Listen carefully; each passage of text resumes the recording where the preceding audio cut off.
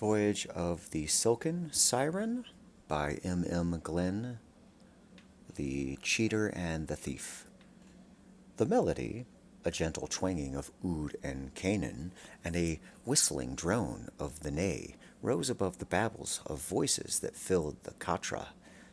Serving women in bell-bedecked, layered skirts and vests moved through the laughing, singing crowd bearing steaming dalas of coffee and karakche, and sweetened tamar and laban, and fortified wines.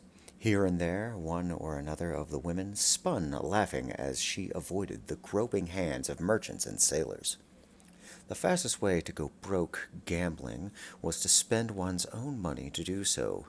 That was why Aurelia had spent the better part of the evening betting against the handsome stranger with the gold from his own pocket. What was frustrating was that he was beginning to win it back. But she hid that annoyance under a sultry smirk, leaning in closer as she took the cup of dice back. "Hear me cry, Bahir, bringer of fortune," called a man in one corner. "Show your mercy upon the son, Yusuf, who will build for you a temple with his winnings." With that he cast the dice, watching them bounce and clatter and come up with a liar straight.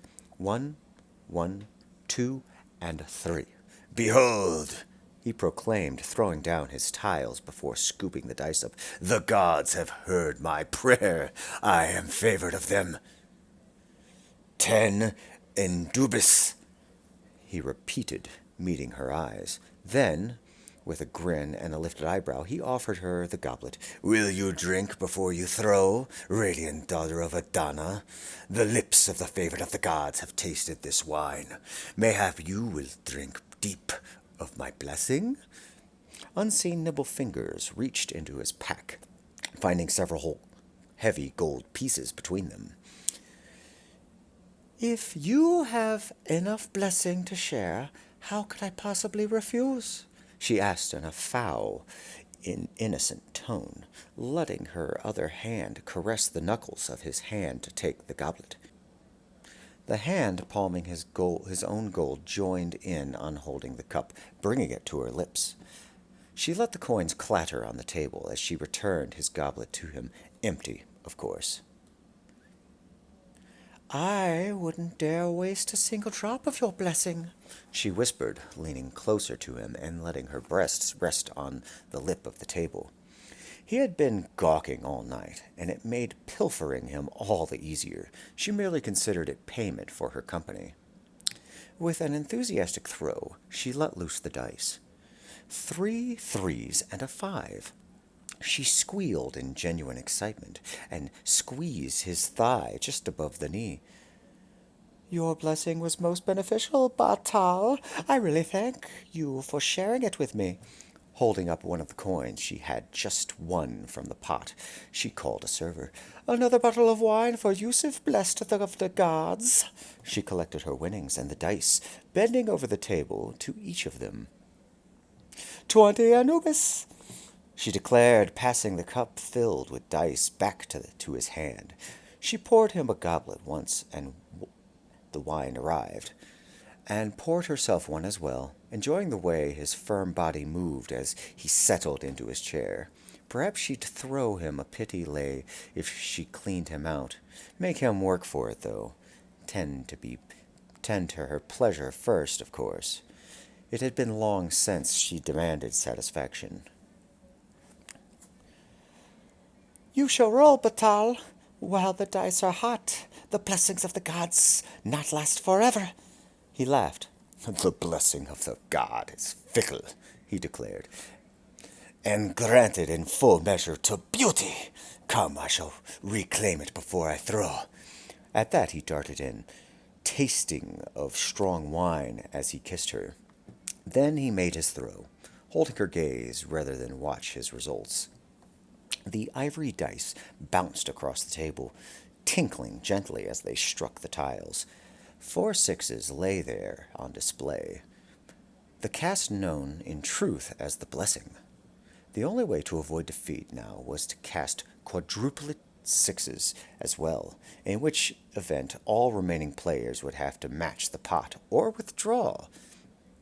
20 Anubis, he said, tossing the coins into the pot, and 20 more for the gods. Love boldness even above beauty.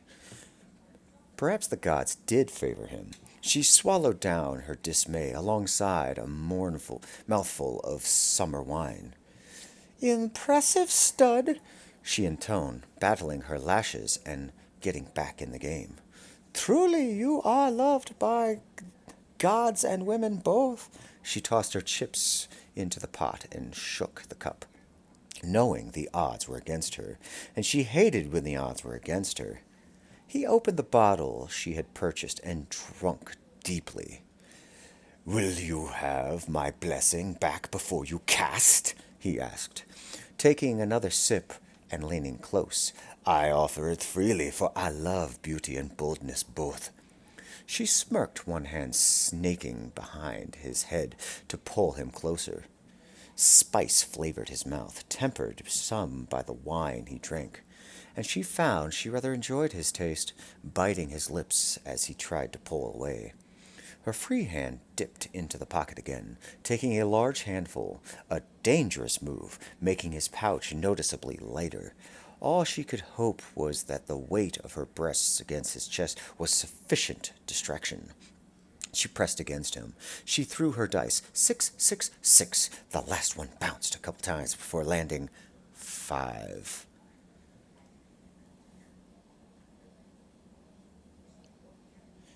Very good, Yusuf, beloved of the gods, but you'll just have to give me a chance to win back my money, she purred, shifting to sit on his lap. Tell me, do you deal in the currencies of the flesh? He smiled, not quite leering at the question. I have been known to accept such currencies, he whispered into her ear, from time to time. A new wager, then? He offered, his hand resting on her hip.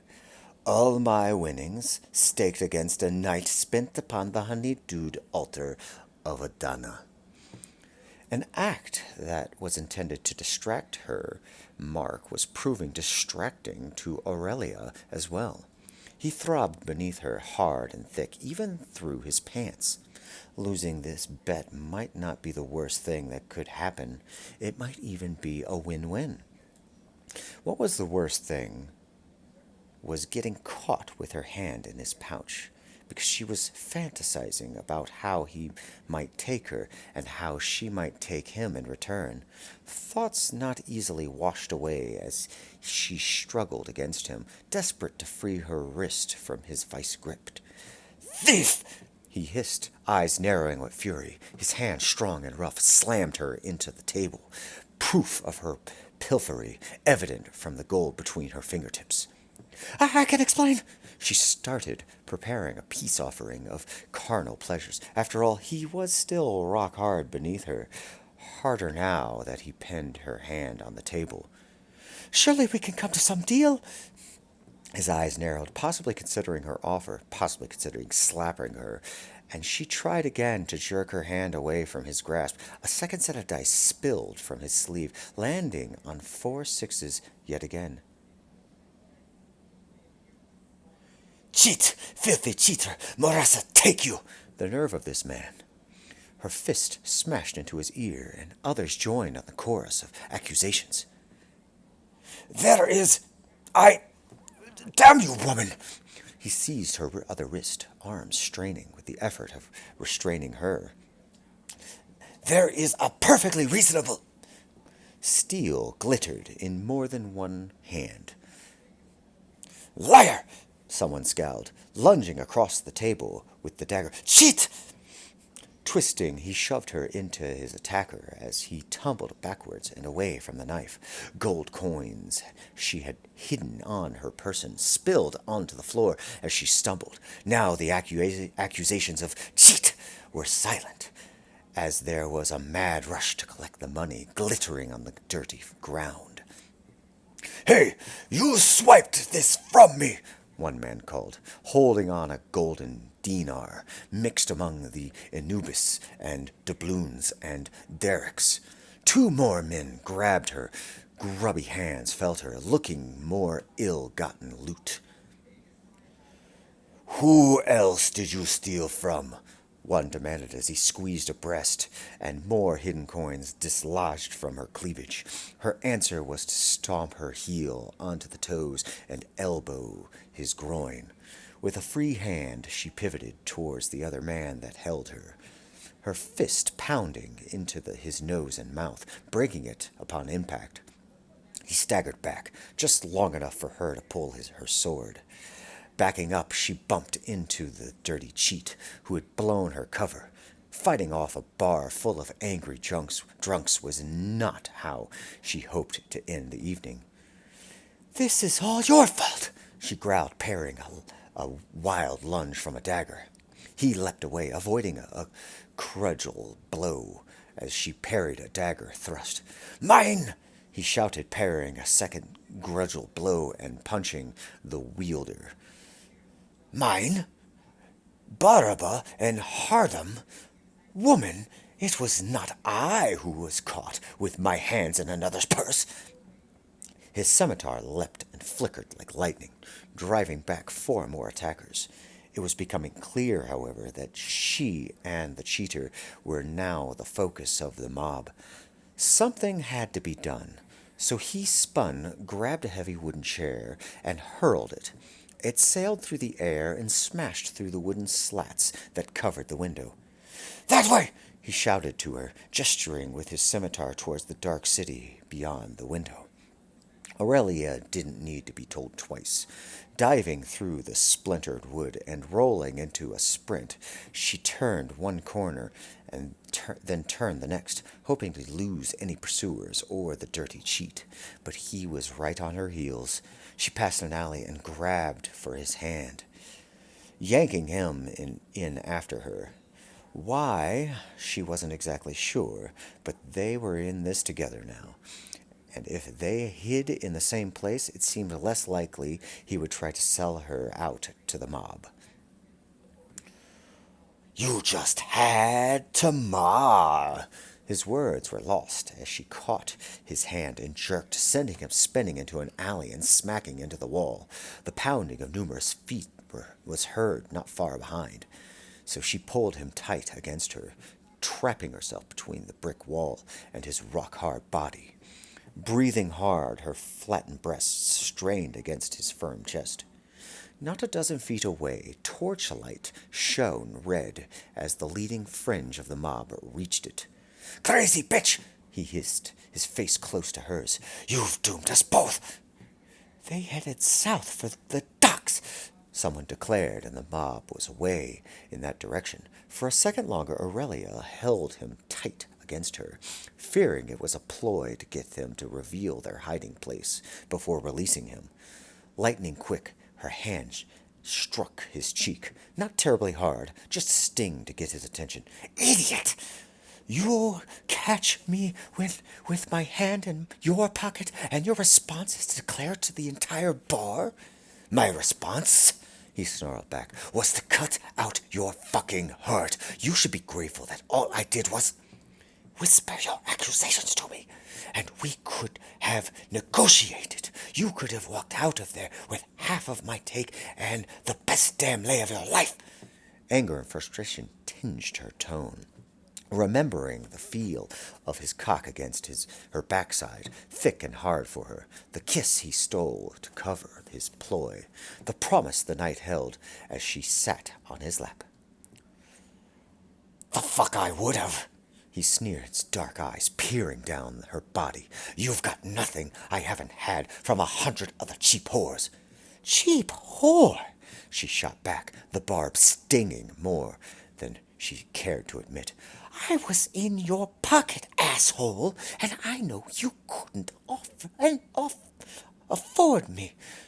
So she turned it back on him. "4 fucking sixes?" She laughed, mocking. "Damn it! I should have known you were cheating." "I don't cheat," he growled. I am an artist with dice and cards. Face contorted in rage and disordered by the moonlight, he slammed her back into the wall, his iron grip bruising her throat. She flinched in anticipation of a slap, but instead he kissed her. His right hand was locked around her throat still, but the left, the one he'd raised to strike her, was tearing at her blouse and squeezing her breast. I don't see half your winnings. He breathed, staring into her eyes as he ground his hard cock against her. So you'd best be one fucking good lay. Bringing an arm up between them, she broke his stranglehold on her, pushing him back against the opposite wall.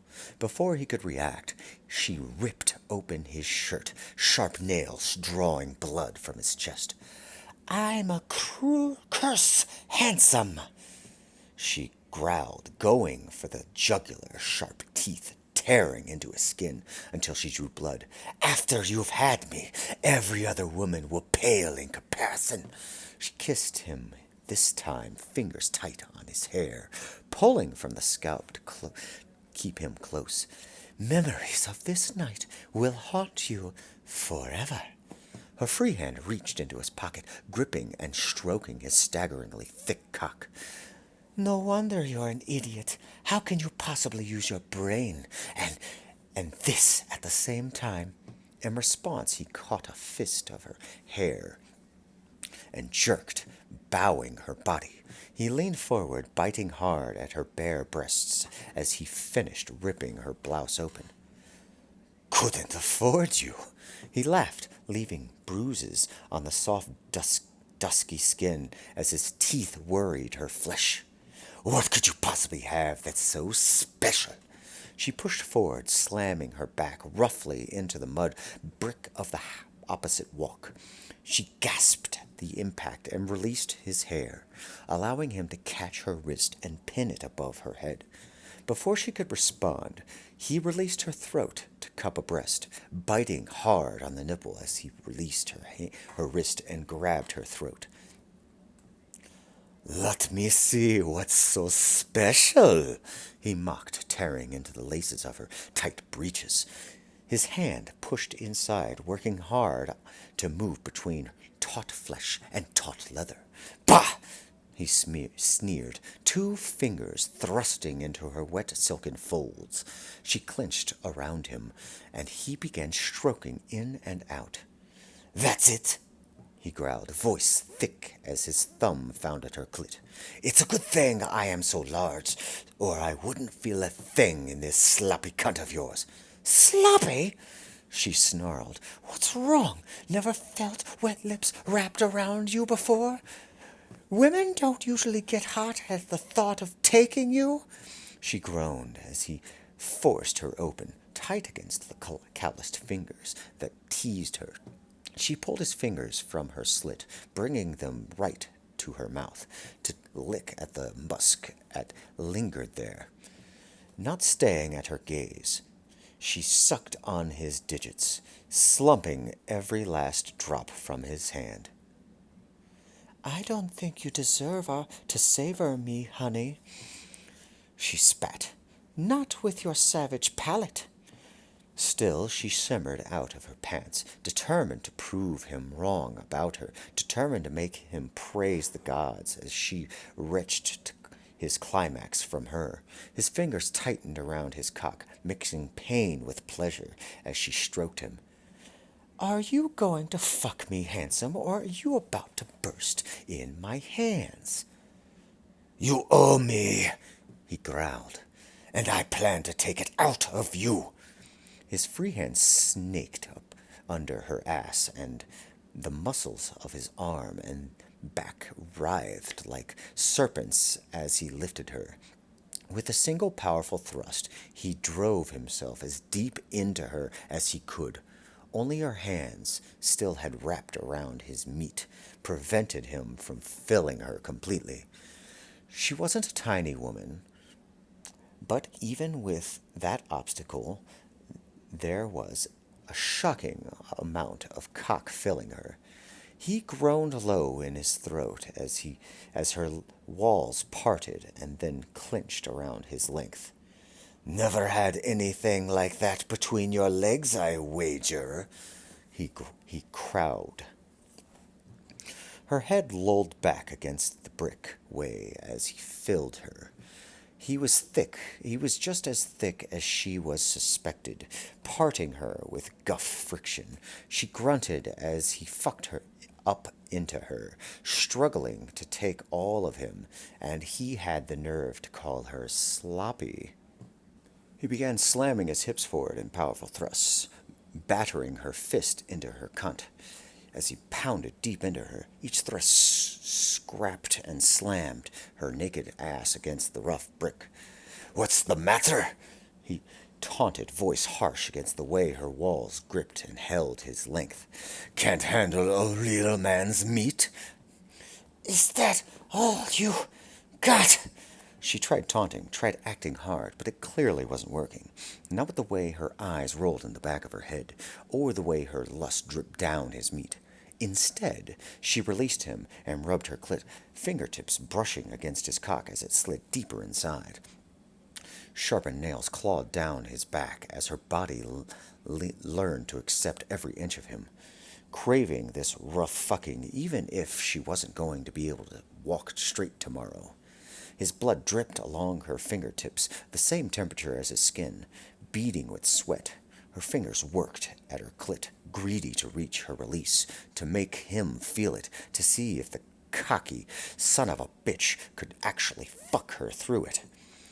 Angry screams burst from her lips as her body seized around her, slippery folds closing like her fist had around his cock.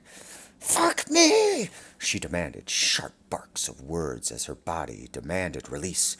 He might take this as a victory. She wasn't sure. Wasn't sure she even cared. Either as she chased after her climax. "Nuh-uh," he sneered, pinning her hands above her head, his drenched cock smearing her juices on her corset.